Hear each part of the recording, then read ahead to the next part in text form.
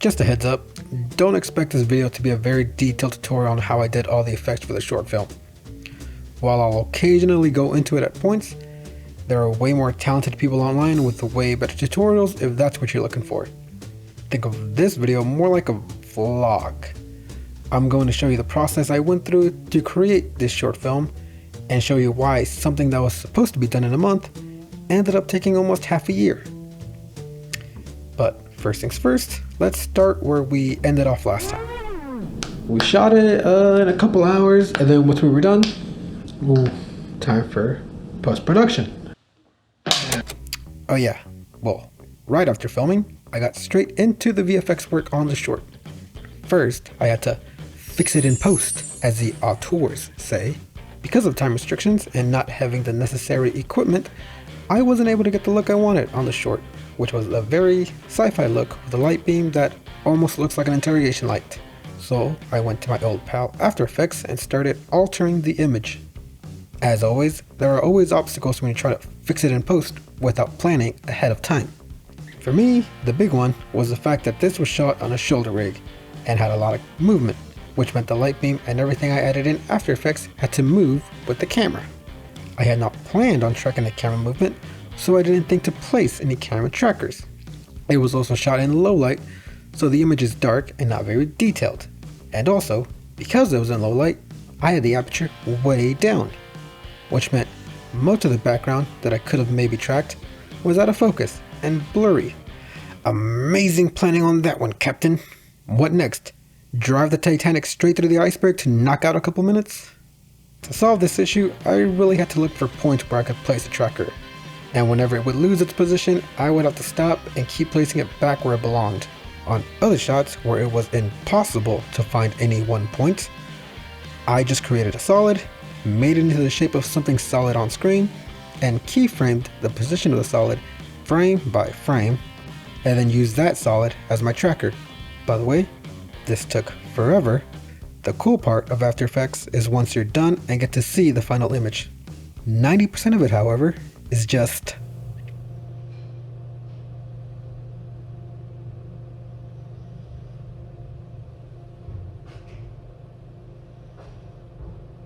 this could have all been avoided if I had just done the light beam in camera. But we didn't have the proper equipment and we were in a rush, so what are you gonna do? After I had my trackers, I was able to add all the cool light beams and fog and all that razzle dazzle. After I was done with those shots, I was going to get started on the UFO. The original plan was to just do a cheap looking animation in After Effects. After all, the point of the scene wasn't the UFO, it was the actual alien cooking his victim. But I had planned to learn 3D modeling for the feature I was going to do, and this short was meant to help me gain experience. So I thought, why not learn 3D modeling now? So I downloaded Blender, watched some YouTube tutorials, and it's taken me over 2 months to get through this one series of tutorials, but it's one series. But I made a sword. Granted, during this time is when I left home to attend film school at UT, so it was my first semester adjusting to being away from home and working on projects and sets, so it's not like I had all the free time in the world. Okay, so the other day, I started drawing a concept drawing for the UFO I'm gonna make. Started off basic, you know, pretty simple, and then boom, another stereotypical UFO. But it has windows. I don't know. I wanted to make something basic and easy just because it was gonna be my first soloing that wasn't following a YouTube tutorial. I didn't want to make it overly complicated. This video was just supposed to be a quick one-shot, last-minute, 1-minute short film. Like, I'm not gonna put all that effort into like a UFO that's only gonna be in the video for like 12 seconds. This is just practice, okay? For the most part, the modeling went well, aside from a few beginner road bumps. Oh my god.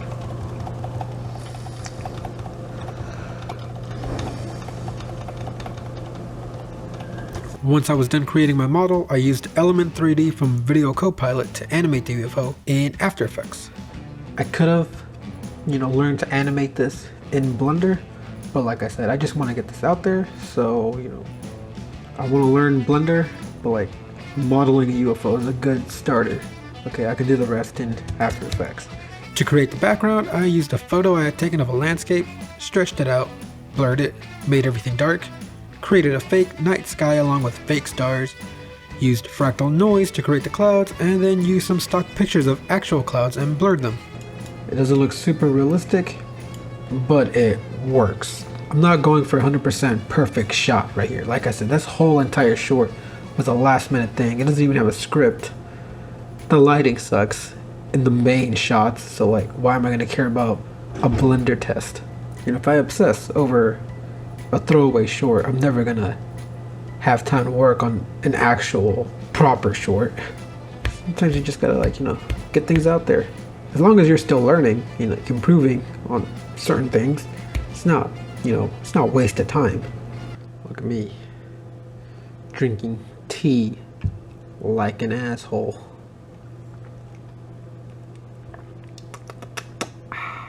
The easy part was creating the night starry background, since it was just a lot of compositing. The tricky part was learning how to animate the 3D model within After Effects and adjusting the lighting and such to create a realistic image. Well, as realistic as you can get with a project like this. Once I was done with that, it was on to the fun part. I had purchased film rights Firestock assets a couple years ago, so I used those to create the explosion from the missile strike and the fire that was on the UFO. For the missile strike itself, I just used CC Particle World to create the smoke trail, and I used a lens flare to appear as a missile. But once I was done creating all of the visual effects elements, I was able to bring it all together in my editor and create the final short film, which meant I got to work on the best part of editing. Whenever I get started on a new short film, I forget how much I hate dealing with sound.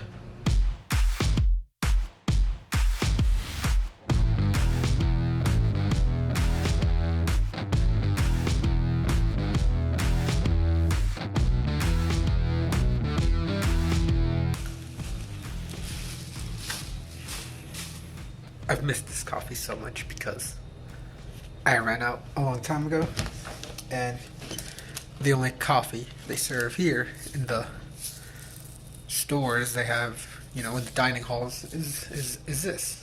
Same brand. So you'd think it'd be the same, but it's not. This is utter garbage. It tastes bitter and equally like shit, although I would not have any experience with tasting shit, but I know for a fact that this tastes exactly like shit. Right now, it's Wednesday. I don't have my... No, wait, today's Tuesday. Yeah, today's Tuesday. I was supposed to have finished the audio Sunday, and then I was going to finish it Monday.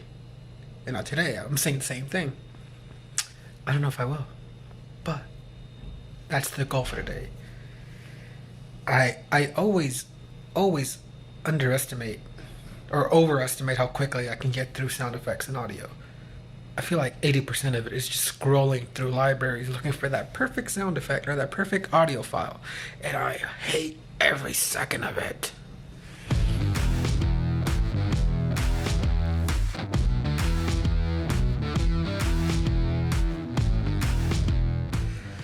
I'm supposed to be editing. I went on YouTube to get one sound effect. One.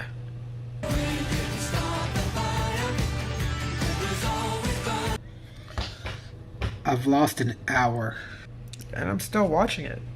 You want to see how it got here?